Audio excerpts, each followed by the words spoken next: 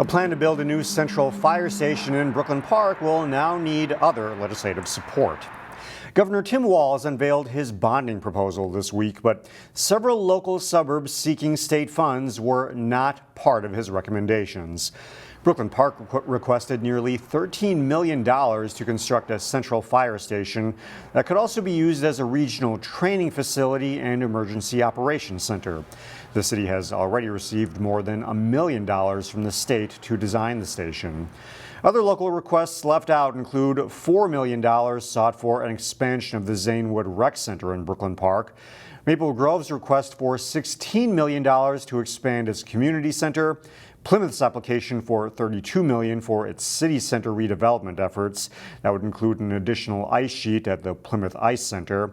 Golden Valley was left out too. It requested $7 million to construct a new fire station. The governor's bonding proposal sets a framework for discussions, and projects could be included later in the legislative session. The new law that went into effect January 1st gives family members and law enforcement the opportunity to intervene if they believe a firearm will be used to hurt someone. It's called the Extreme Risk Protection Order. Earlier this month, reporter Shannon Sladden sat down with one of the bill's authors, Senator Bonnie Westlin from Plymouth, to learn more. So the Extreme Risk Protection Order law is actually something that's been near and dear to my heart for a very long time. And I was very proud of the fact that we were able to pass it. What the bill does is it allows family members or law enforcement who may have concerns about someone who represents either a threat to themselves or potentially others to petition the court and request that firearms be temporarily removed from the premises where they are living. And really, it's about saving lives. We know that in so many cases, especially where people are having some thoughts of suicide, that if we can remove those firearms from that person's possession, that we can often save lives. The forms are already on the court website. People are able to access those at this point.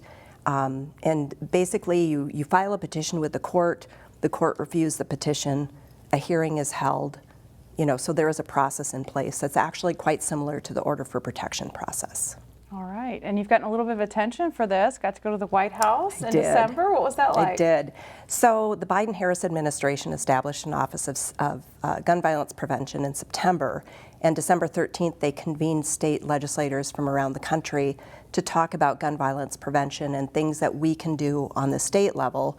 It's really about establishing a partnership between the federal government and state and local authorities. So it's encouraging things like states should perhaps set up their own statewide offices of gun violence prevention, or looking at things like making good investments in evidence-based solutions to gun violence and so forth.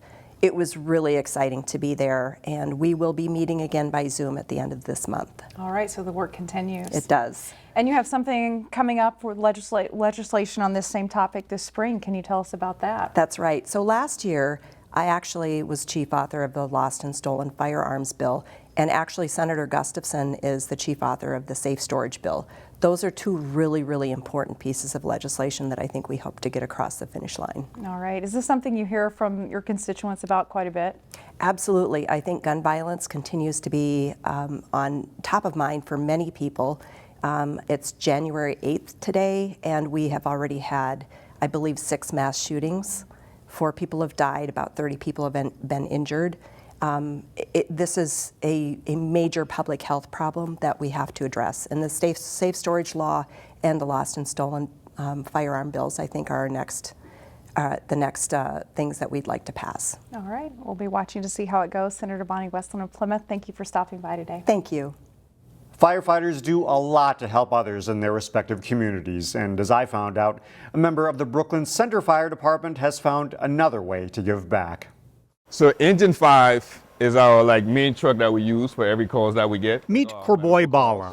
So turn the truck on. For the last 9 years, he's worked as a Brooklyn Center firefighter. This is our medical compartment. Although work might not be the proper word. It doesn't feel like it's work anymore, because everything that I'm doing right now, I love doing it. It's a passion. For Bala, saving lives and helping people on their worst days is a rewarding profession, to say the least. Serving your community giving back is what I stand for. So I really do enjoy it. But this native of Liberia doesn't stop there. When Bala isn't saving lives, he spends his time impacting children's lives through his nonprofit, How's Wings, which he named after his sister who died from cancer. You know, because my sister has always been that person just caring, pouring love. Now he's spreading that same care and love through sports. On Martin Luther King Day, How's Wings hosted the second annual Ballers and Badges Youth Basketball Tournament. Dozens of kids participated with teams coached by firefighters, police, and sheriff's deputies. I know there was a bad stigma with cops and everything else in the city. So being a firefighter, I've worked with police, you know, so I wanted to find a better way that we can start having the conversation and starts to heal, the healing process. It's a healing process that he thought was necessary after the murder of George Floyd. So this is the captain's seat, and I'm the captain today. And while this initiative is in its early stages, so far it's paying dividends. So to see the transformation from we don't mess with the police to, oh my gosh, you cool, I like you, you know? So just saying how everything changed or how I decided to engage with the police was like rewarding for me. The basketball tournament doubled in size from last year, and some of the participants received prizes ranging from shoes to clothing to gift cards.